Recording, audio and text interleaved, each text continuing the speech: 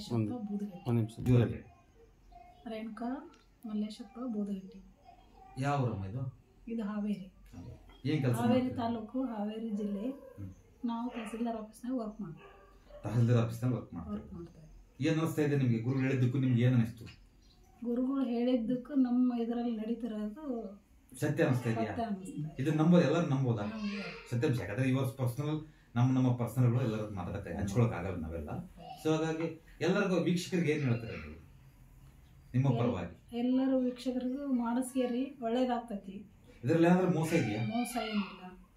ಏನಾದ್ರು ಮಾಡ್ಕೊಡ್ತೀನಿ ಅನ್ನೋದೇನಿದೆಯಾ? ಏನಿಲ್ಲ. ಇದಕ್ಕಿಂತ ಹೇಳಿರ್ತಾನೆ ಮಾಡಿಸ್ಬೋದು. ಇದಕ್ಕಿಂತ ಹೇಳಿರ್ತಾನೆ ಹೇಳಿದ್ದೀರಾ. ಇದ್ದದ್ದು ನಮ್ಮ ಇದರಲ್ಲಿ ಏನು ನಡೀತೈತಿ ಅನ್ನೋದ ಹೇಳಿದಿರಿ. ನಂಬಿಕೆ ಇದೆ. 100% ನಂಬೋದು. 100% ನಂಬಿಕೆ ಇದೆ. ಓಕೆ ಅಮ್ಮ, ಥ್ಯಾಂಕ್ ಯು.